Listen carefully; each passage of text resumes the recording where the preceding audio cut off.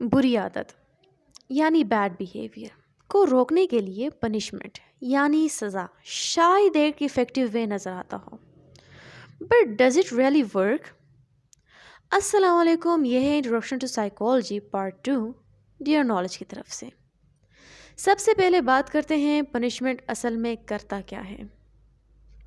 ये रीइंफोर्समेंट का ऑपोजिट है और एक अच्छे बिहेवियर को इनकरेज करने के बजाय पनिशमेंट बुरी आदत यानी बैड बिहेवियर को ख़त्म करने की कोशिश करता है ताकि उसके दोबारा होने के चांसेस कम हो।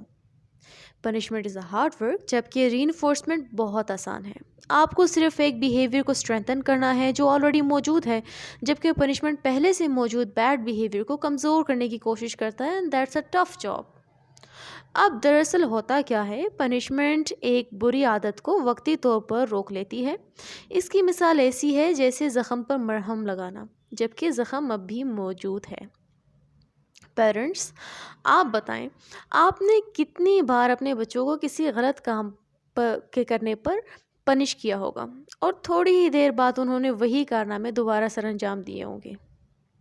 उनकी स्पॉन्टेनियस रिकवरी जो हो जाती है, क्योंकि पनिशमेंट किसी बिहेवियर के रूट कॉज को एड्रेस नहीं करती, सिर्फ उस बिहेवियर के वक्ती तौर पर दबा लेने का काम करती है। तो अब इसका हल क्या है, ये टॉपिक हम डिस्कस करेंगे अगली वीडियो में। फ़िलहाल आपको ये बताती चलूँ कि किसी बिहेवियर को चेंज करने के लिए punishment is not the most effective वे।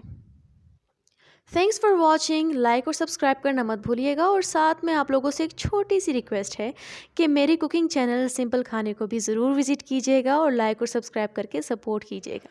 तब तक के लिए अल्लाह हाफिज़।